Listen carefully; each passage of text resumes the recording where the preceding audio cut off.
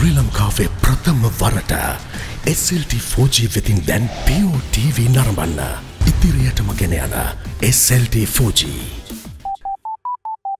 ලෙන්ගතුකම වැඩි කරගන්න ලව්ජු රුපියල් 50ට අඩු කළා. මාමේ එන්න අපිට එකක් බොමු.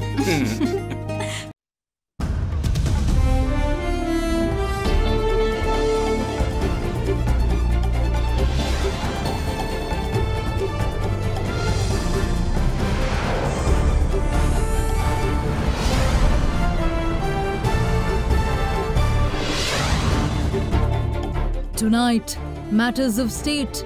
US Secretary of State Mike Pompeo discusses bilateral interests with Foreign Minister as MCC agreements issue resurfaces. Check please. Election Commission Chair reveals mega election costs to government coffers. More in action. Prior knowledge of more than 100 Sri Lankan ISIS sympathizers revealed at Easter Attack Commission. Jumpstart needed. Automobile importers seek a better deal from the government as import ban stings. But we urge the relevant authorities to have long-term policies instead of ad hoc policies. Reason is that it is beneficial for the government as well. All this and much more coming up on this Tuesday, the 30th of June 2020. Nava sunlight sakura. Then Dikukal pavathina sakura mal suandin. From AdaDerana, this is AdaDerana First at 9. Live from Studio 24 in Colombo.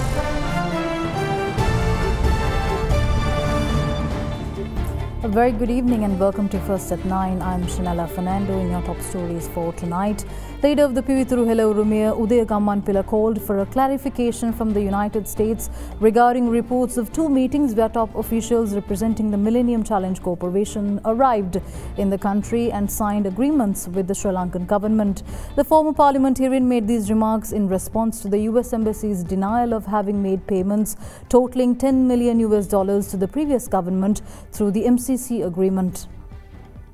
According to a statement by the Ministry of Foreign Relations Minister Dinesh Gunawardena and US Secretary of State Mike Pompeo engaged in a discussion via telephone yesterday on matters of bilateral interest. Minister Gunawardena had briefed Secretary Pompeo on the review report compiled on the Millennium Challenge Compact Agreement by a group of experts. According to the ministry's statement, the duo had also discussed COVID-related bilateral assistance to Sri Lanka, economic recovery initiatives, defence and security matters, counter-terrorism and international economic cooperation. Meanwhile, leader of the Pivithuru Rumia, Udaya Gammanpila, raised questions over the alleged $10 million funds released to the previous government when initial agreements were signed, which have been denied by the US Embassy. Amerikanu Tanapati Karyalaya kiyanne කිසිම මුදලක් ලංකා ආණ්ඩුවට ලබා දීලත් නැහැ. එහෙම දෙයක් ලංකා ආණ්ඩුව වියදම් කරලත් නැහැ කියලා. ඒක ඇත්තක් නම් ඇමරිකාව සිදුවීම් දෙකක් සම්බන්ධයෙන් කරුණු රටට පැහැදිලි කළ යුතුයි. මේ ඡායාරූපයෙන් පෙන්වන්නේ 2017 ජූලි මාසේ 27 වෙනිදා ඩොලර් මිලියන 7.4ක් MCC ගිවිසුම සම්බන්ධයෙන් ශ්‍රී ලංකාවට ප්‍රදානයක් ලබා දීමට MCC ආයතනයේ කලාපීය නියෝජ්‍ය උපසභාපති ෆාතිමා සුම මේ ඉන්නේ ඒකට අපේ භාණ්ඩාගාර ලේකම් ආර්.එච්. සමරතුංග. එතකොට මේ ගිවිසුම අත්සන් කරේ නැද්ද? 2018 ජූනි මාසේ 13 වෙනිදා මේ ඉන්නේ MCC ආයතනයේ කළමනාකරණ අධ්‍යක්ෂක කැරොලින් නුගේන්. මේ ඉන්නේ අපේ භාණ්ඩාගාර ලේකම් ආචාර්ය ආර්.එච්. සමරතුංග. මෙන්න ගිවිසුමක් අත්සන් කරනවා ඩොලර් මිලියන 2.4ක MCC අදාළව වියදම් කිරීම සඳහා ප්‍රදානයක් වශයෙන් ලබා දෙන්න. MCC ගිවිසුමට අනුව පරිපාලන සහ අධීක්ෂණ කටයුතු වෙනුවෙන් ඩොලර් මිලියන 32ක් වෙන් කරලා තියෙනවා. මේ ලබා දුන්න අය කියන ලබා දීමට ගිවිසුම් ගත වුණු ඩොලර් මිලියන 10 ලබා දෙන්නේ ඒ ඩොලර් මිලියන 32කින් නෙවෙයි නම් කොහෙන්ද මේ සල්ලි? කවුද මේ වෙනුවෙන් වියදම් කරේ? මේක දැන් රටට පැහැදිලි කළ යුතුයි. ඒ වගේම ඇමරිකානු තානාපති කාර්යාලය කියන MCC ගිවිසුම සම්බන්ධයෙන් මුලින්ම සාකච්ඡා කළේ මහින්ද රාජපක්ෂ ආණ්ඩුව සමගයි කියලා. ඒක පට්ටපල් බොරුවක්. ලංකාව MCC ප්‍රදානයකට සුදුසුකම් ලබා තිබෙන බවට ඇමරිකාව ලංකා ආණ්ඩුවට දැනුම් දෙන්නේ 2004 පෙබරවාරි 11 වන දින එවකට පැවති චන්ද්‍රිකා කුමාරණතුංග ආණ්ඩුවටයි. හැබැයි 2015 ඇමරිකානු රූකඩ ආණ්ඩුව බලයට පැමිණෙන තුරුම මහින්ද රාජපක්ෂ ආණ්ඩුව මේ ගිවිසුම වෙනුවෙන් ප්‍රතිචාර දක්වලා මේ ගිවිසුම ඉදිරියට කරගෙන යාමක් සම්බන්ධයෙන් කටයුතු කරලා නැහැ. The former head of presidential security for former President Maithripala Sirisena during the time of the Easter attacks, senior DIG Rohan Silva came before the Presidential Commission of Inquiry investigating the Easter Sunday attacks yesterday. The former PSC head revealed to that commission that information on Sri Lankan ISI sympathizers were already in the possession of the intelligence agencies months before the attacks.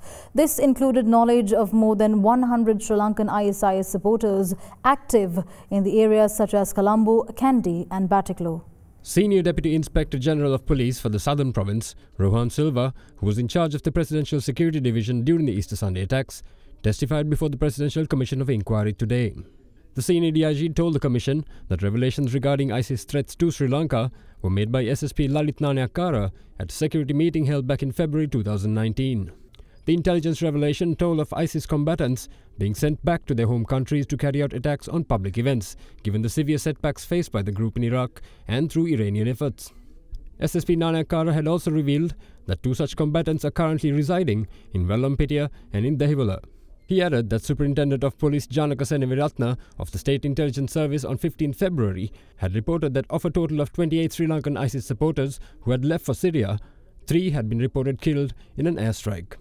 The senior DIG also told the Commission that the state intelligence officer had told him that there were over 100 ISIS sympathizers in the country, active in areas such as Colombo, Kandy and Batticaloa. He also stated that an intelligence report had been forwarded on 10th April 2019 by Director of State Intelligence Senior DIG Nilantha Jayawardena with instructions to be vigilant regarding the extremist activities of ISIS sympathizers in the country.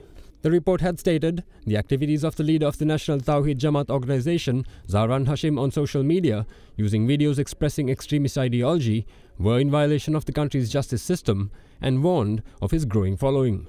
A further warning was given regarding Kathankudi-based Mohammad Qasim Mohammad Zahran, who was instructing his followers to kill non-believers. The witness told the Commission that he had received a phone call from the senior DIG Nilantha Jayawardena on the day before the bombings, but he had not mentioned any possibility of an attack the following day. He added that although such sensitive information should have been informed to the President's head of security, no such warning had been relayed. The witness recalled that the next day, when he informed the then President Maithripala Sirisena of the attacks, the President had been very taken aback and instructed him to call the Defence Secretary. The witness added that although the President and the Director of State Intelligence were both on the National Security Council, they still continued to be in phone contact. With more and more signs of normalcy being announced by the day and more people on the streets and returning to work, the Government Medical Officers Association has warned of the public slipping into lethargy and tempting a second wave.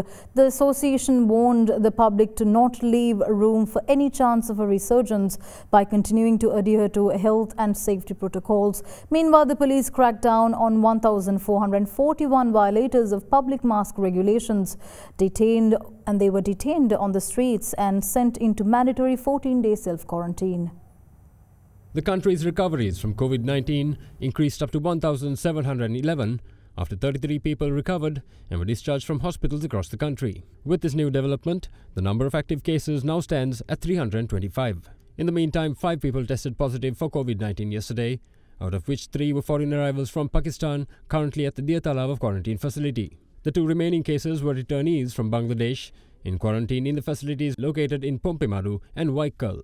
Meanwhile, total recoveries among naval personnel spiked to 836, with the recovery of 10 more personnel today. With signs of the virus being on the retreat in the country, the Government Medical Officers Association at a media briefing stated that no room must be left for a resurgence in the form of a second wave. වෙනකොට ලෝක සෞඛ්‍ය සංවිධානය දෙවනි රැල්ලක් පිළිබඳ දැඩි අවධානමක් ලෝකයට ප්‍රකාශයට පත් කරලා තියෙනවා. අද වෙනකොට ලක්ෂය පැනලා පරීක්ෂණ සිදු කරලා තියෙනවා PCR පරීක්ෂණ. නමුත් වසංගත රෝග විද්‍යා ඒකකයේ පවසන ආකාරයටම අවම වශයෙන් මාසකට පරීක්ෂණ 68000ක්වත් සිදු විය යුතුයි දෙවනි රැල්ලක් වළක්වා ගැනීමට කියන එක. ඒ උපරිම ධාරිතාවට සෞඛ්‍ය අමාත්‍යාංශය ආයුතුයි. එහිදී ඒ පරීක්ෂණ සිදු විය යුත්තේ නිරෝගීයි සිතන සමාජය තුල අහඹු නියදි තෝරාගෙන මේ පරීක්ෂණය සිදු කළ යුතුයි කියන කාරණේ අපි පෙන්වා දුන්නා. In the meantime, with education at a standstill, the All Island Professional Lecturers Association has requested President Gotabaya Rajapaksa to postpone the advanced level examination to a more suitable date. විභාගය සුදුසු කාලයක් දෙමව්පියන්ගේ සහ දරුවන්ගේ ඉල්ලීම් මත තවදුරටත් සලකා බලලා මානුෂීය පැත්තෙන් සලකා බලලා සුදුසු කාල පරාසයක් විභාගය කල් දැමීමක් සිදු කරන බවට ජනාධිපතිතුමා එවිට අදාළ නිලධාරීන්ට උපදෙස් දුන්නා ඒ සඳහා සලකා බලන්න කියන එක. එක්කම ළමයි 500 සීමාවට අපිට අවසරය ලැබුණා. ඒ වගේම මේ උසස් පෙළ ප්‍රශ්න පත්‍ර නිර්මාණය කිරීමේදී ඇතිවන ගැටලුව සමස්ත නිර්දේශය අවසන් කරලා නොතිබ්බොත් කොහොමද ප්‍රශ්න පත්‍ර නිර්මාණය කෙරෙන්නේ? එතකොට අගපාඩම් අයින් කරනවද කියන එක. ඒ වෙලාවේදී අතරම ජනාධිපතිතුමා උපදෙස් දුන්න විශේෂයෙන්ම විභාග කොමසාරිස්තුමාට ප්‍රශ්න හදනකොට ලස්සන ආකෘතියක්. එතකොට ප්‍රශ්න සංඛ්‍යාව වැඩි කරන්න, ළමයින්ට තෝරගන්න අවස්ථා වැඩි කරන්න කියන එක එතුමා උපදෙස් දුන්නා. ඒක හොඳ උපදේශයක් කියලා පිළිගන්නවා. එතකොට ළමයින්ට ප්‍රශ්න තෝරගෙන එයාට සම්පූර්ණ නිර්දේශය ආවරණය නොවුණත් උත්තර දෙන්න හැකියාව කරන්න පුළුවන්. In separate development, 149 people stranded in Malaysia and 18 others stranded in Qatar were repatriated back to the island today. All arrivals were subjected to PCR tests at the airport premises. Following strict zero policy measures undertaken by the police against members of the public not wearing masks, 1,441 people were detained and subjected to mandatory 14-day self-quarantine today. Meanwhile, a report prepared by a committee on working shift changes, reducing traffic congestion and maintaining social distance was presented to the Minister of Transport today. මේ පිළිබඳව cabinet මණ්ඩලය දැනුවත් කිරීමේ අනතුරුව අපි බලාපොරොත්තු වෙනවා රටේ ප්‍රවාහන ශාස්ත්‍රයේ ලොකු වෙනසක් ඇති වෙයි කියලා අංශ ගණනාවත් සමග තවදුරටත් සාකච්ඡා පවත්වන්න සිද්ධ වෙනවා. මේක සාමාන්‍ය මට්ටමේ තීන්දුවක් නෙමෙයි, සම්පූර්ණ ප්‍රවාහන ශාස්ත්‍රයේ විප්ලවයක් කිව්වොත් නිවැරදි. මේ අනුව යෝජනා කරන රජයේ සේවය 9ට ආරම්භ කරන්න කියලාත්, ඒ වගේම සේවය අවසන් වන කාලය 4:45 දක්වා දීර්ඝ වෙනවා. ඒ වගේම පෞද්ගලික අංශයට යෝජනා කරනවා 9:45ට ඔවුන්ගේ සේවාවන් ආරම්භ කරන්නත් 6:45ට එම සේවාවන් අවසන් කරන්න. In another development, the Department of National Museums stated that 11 museums closed due to the COVID-19 pandemic will be reopened to the public from tomorrow. In the meantime, permission was also granted to reopen daycare centres island-wide from the 2nd of July. With 2 hard years behind them, Sri Lanka's automobile and spare parts importers are crying out for help from the temporary imports ban on non-essential goods. Faced with rising costs, low demand and inability to clear their already shipped goods and vehicles, several importers spoke to First at 9 with a list of policy measures that could give them the lift they need. Sri Lanka's automobile import sector has had to face numerous challenges in the past few years. Last year, the sector faced a major price increase due to the imposition of stiff luxury taxes, which resulted in a massive drop in vehicle demand. What's more, the sector also experienced a drop in sales following the Easter Sunday attacks last year, in addition to the luxury tax imposed on vehicles by the previous government in October last year. However, just as the sector's hopes for recovery began to grow, disaster struck once again, as the government rushed to implement measures to protect the country's currency by slapping a temporary imports ban in April in the face of the coronavirus threat. Since April, prominence has been given to the imports of essential goods in order to ensure that the basic needs of the public are met. Automobile importers and sole agents for automobile brands in Sri Lanka right now face severe challenges by this move. Ceylon Motor Traders Association members, who are the international manufacturers of automotives, have placed orders with the manufacturer, and the orders that were placed at the point of the import ban have to be allowed into the country. Now the government is saying that these vehicles will be allowed in as long as we can negotiate credit terms with the manufacturers, but that is quite difficult. Our trading agreements define our terms of trade, and these are all encapsulated in our agreement. So to suddenly change our terms of trade is something that is very difficult to do. Furthermore, a 10 to 15% price increase in unregistered vehicles is expected as a result of higher clearing costs. From last few months, our rupee has been devalued by about 10-15%. For that amount, even the vehicle prices will go up, because when the document comes, we have to clear according to the exchange rate of the day. So we have cleared the documents for very high exchange rate last month. So those vehicle prices may increase by about 15%. We were given port charges, damages waivers up to 30th of the April. After that, we have to pay the damages. Some of our members still couldn't clear the vehicles because there are technical problems, like document hasn't come because the bank hasn't worked and courier services hasn't worked. Still, some vehicles lying at the port, they couldn't clear. Now these people have to pay, in addition to these higher exchange rates, even the demurrages, additional port charges. So all those costs have to be added to the vehicle prices. So vehicle prices may go up by about 10-15%, whatever is clearing within these days. So because of this price increase of the new vehicle, ultimately the second-hand vehicle prices will increase for sure. Meanwhile, local agents of global automobile brands face a massive challenge as automotive spare parts have also been included in the ban, resulting in a major loss of revenue earned through after-sales services and maintenance. Our customers, our workshops need spare parts to continue to be in business. Our customers need these spare parts for their vehicles to be on the road. And if we don't have our spare part revenue, that really impacts the ability for our members to stay in business. So the most fervent plea to the government is to please lift the ban on automotive spare parts. We have been experiencing numerous challenges from last year. Unfortunately, after the Easter attacks, sales fell through drastically. Afterwards, the major blow was in October last year. The luxury tax ceiling was taken off, which means all vehicles, regardless of their engine capacity, were applicable to luxury tax, and which actually increased our prices significantly, and the sales have dropped drastically. What we urge the relevant authorities to have long-term policies instead of ad hoc policies. Reason is that it is beneficial for the government as well to have a clear plan for their duty collections from vehicles, and we urge authorities to look at the electric car structure and make those structures beneficial for electric car importers and to have those services available, and we'll be glad to see some framework coming into play. More news on the other side of this break. Stay tuned.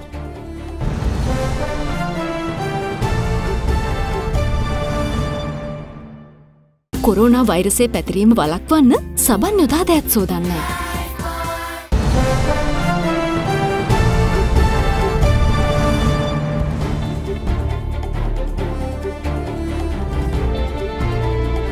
Welcome back in more news. Chairman of the Election Commission, Mahinda Deshapriya, says that the country might have to shell out 10 billion rupees or more as the costs of the general election. According to the chairman, the counting of votes for the upcoming polls will commence at 8 a.m. on the 6th of August, adding that the first official result could be given around 4 p.m. the same day. The Election Commission has announced that postal ballot papers for the upcoming general election will be issued and handed over to the Postal Department across 3 days starting today. A total of 705,085 state employees are eligible to cast their postal votes for the general election, and postal voting will take place on the 14th and 15th of July. District Secretariats, election officers, the police, the security forces, civil defence department and health sector officials will have the opportunity to cast their postal vote on the 16th and 17th of July. Postal voters who are unable to cast their vote during those 4 days can cast their vote on July 20th and 21st at the district election office of their district of employment. Meanwhile, the Election Commission today declared 13th July as the date for all medical officers of health, public health inspectors and family health workers to cast their postal votes for the upcoming general election. Official poll cards will begin to be handed over to the Department of Posts on July 11th, and the distribution of poll cards will be completed on the 29th of July. Those who do not receive the official poll card will be able to obtain it by showing their national identification at the relevant post office as per the 2019 electoral register. අපි waters වල කියනවා පුළුවන් හැමෝම නිල් පාට හරි කළු පාට හරි බෝල් පොයින්ට් එකක් අරන් එන්න. රියසල් වල දැක්කේ මොකක්ද දන්නවද? අයියේ පෑන පොඩක් දෙන්න. නංගි. මාමේ නැන්දේ බාප්පේ පෑන් අරන් එන්න. අපි ඡන්ද පොල ඡන්ද කුටිය සැනිටයිස් කරනවා. මිනිත්තු 15 එන්න ඡන්දේ දාන්න. ඡන්ද පොල වෙනත් ඕනෑම පොදු ස්ථානයකට වඩා සුරක්ෂිතයි. අපි පාවිච්චි කරන්නේ කොටන් බට් නෙවෙයි. පෑනත් නෙවෙයි ඇඟිල්ල මාක් කරන්නේ. ගිනි කූරු වල වෙඩි බෙහෙත් නැතුව ගන්නකොට එනවනේ වැක්ස් ස්ටික් එක ඒක කෙලවරක් තලලා අරන්. ඒක පොඟවලා නොමැකෙන තීන්තෙන් ඒක ඩස්බින් එකට දාන්න. ඕගොල්ලන්ට ගණන් හදලා බලන්න පුළුවන් කොච්චර අපට වියදමක් යනවද කියලා. මේක ආදන ඇල්කොහොල් ලීටරේ රුපියල් 500යි කියලා හිතන්නකෝ. ml 12ක් එක වෝටර්. ඒක 1 කෝටි 20 ලක්ෂය. වැඩි කළා යන ලීටර් ගාන හොයන්න. පේස් මාක් කොච්චර යනවද? ස්ටාෆ් එකේ අපේ ඡන්ද රාජකාරියට යන අය 1,50,000 කෙනෙකුට දෙකක් කලින් දවසේ යනට තුනක් අපිට පේස් මාක් 3,50,000ක් ඕනේ ඡන්ද පොලේ වැඩියට. අවම වියදමෙන් කරන්න බලාපොරොත්තු වෙනවා. අපිට කෝටි 1000කට අඩු වියදමෙන් කරන්න හම්බුනොත් අපේ ජයග්‍රහණයක්. ඒක වැඩි වෙන්නත් පුළුවන්. 6 තමයි ගණන් කරන්නේ. උදේ 8ට අපිට පළවෙනි ප්‍රතිඵලය දෙනකොට හවස 4 විතර වෙයි කොහේ හරි. අපි බලාපොරොත්තු වෙනවා රාත්‍රී 10 වෙනකොට වත් පුළුවන් වේවි කියලා රටේ ආණ්ඩු බලය යන්නේ කාටද කියලා කියන්න. President Gotabaya Rajapaksa reviewed long-standing issues at the Department of Excise and directed officials to come up with immediate solutions to address them. Speaking to the trade unions of the Department of Excise yesterday, the President instructed officials to look for remedies at institutional level for a range of issues, including the expedition of the preparation of service charter, recruitments and promotions. President Gotabaya Rajapaksa held a discussion with the collective of trade unions of the Department of Excise at the Presidential Secretariat yesterday. During the discussion, the President pointed out that trainees who will be selected under the Graduate Employment Programme could be appointed to the existing vacancies at the department. According to President's office, the introduction of a promotion scheme for officials serving in the same position for a long period of time was also discussed. The President has also called for officials to find remedies to the shortage of material resources at the department and emphasized the necessity to provide opportunities to people from unskilled and low-income categories when recruitments are made for lower positions. Minister Prasanna Ranatunga, Secretary to the President Dr. P.B. Jayasundara, Secretary to the Ministry of Finance S.R. Artigala, Commissioner of Excise Ebo Daragama and other officials, including representatives of the trade unions, were in attendance. Former Sri Lanka cricket captain Aravinda De Silva was summoned by the Special Investigation Unit of the Ministry of Sports to record a statement on the accusation made against him by the former Minister of Sports Mahindananda Alutgamage as the chairman of the selection committee during the 2011 Cricket World Cup. Accordingly, he arrived at the investigation unit at 2:20 p.m. and left a little while ago. The Special Investigation Unit of the Sports Ministry recorded a statement from the former Minister of Sports Mahindananda Alutgamage last Monday pertaining to the match-fixing accusations he made against the final of the 2011 Cricket World Cup.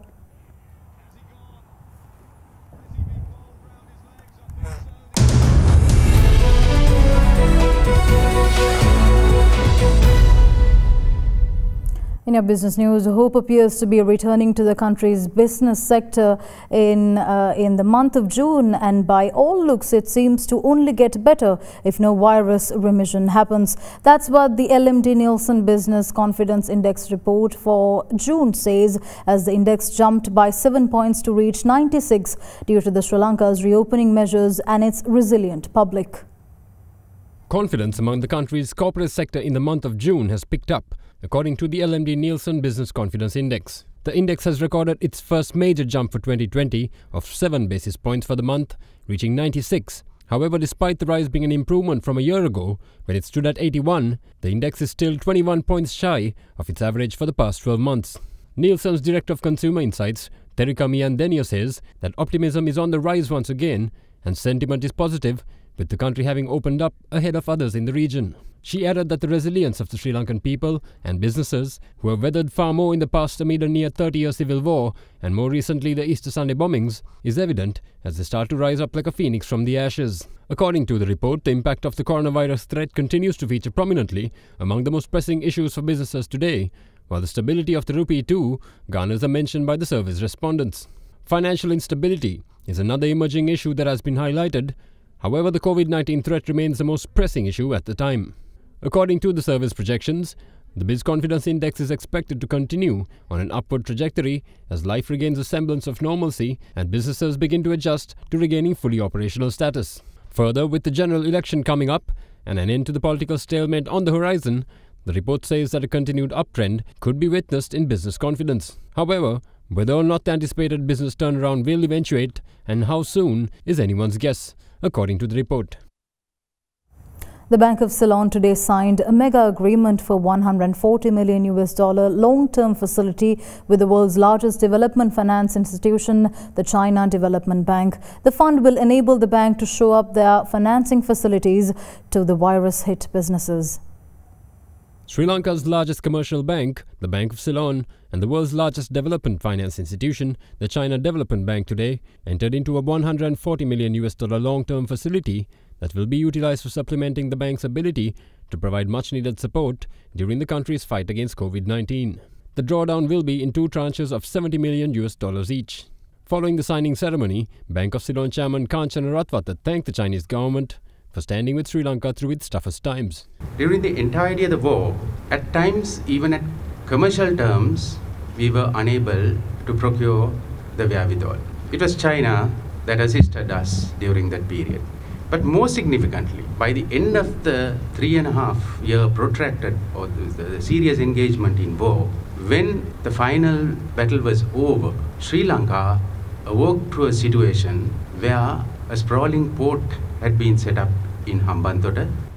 The government of China for always standing by Sri Lanka whenever it mattered to us. Whether it was a pre-2009 situation or whether in the heat of this COVID situation right across the globe, you have steadfastly stood by Sri Lanka as a long-standing friend.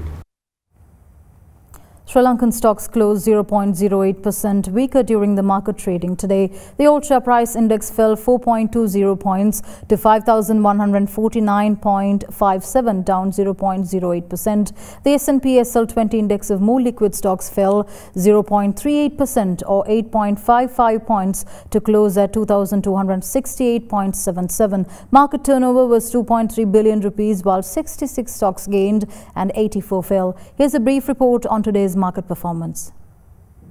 For today, market slipped from the 3-month high, and for the 2 continuous day losses, and market opposed its close less than 5,150. And market mainly brought down by the stocks called John Keells and the Dialogue for the day. And for the market turnover passed the 2 billion turnover for this month, and market turnover mainly boosted by the turnover in Commercial Bank, John Keells and Hemas Holding. We saw the retail activities mainly centered on the counters such as John Keells and Commercial Bank, and more than 900 trades in both counters.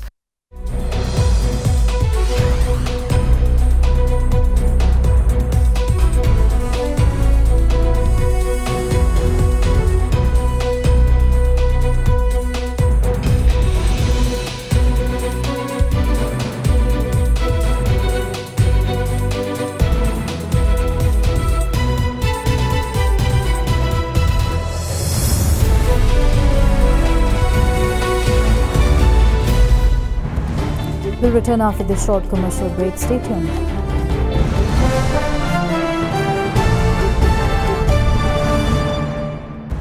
And that's a wrap here at First at 9. Thank you for joining. Good night.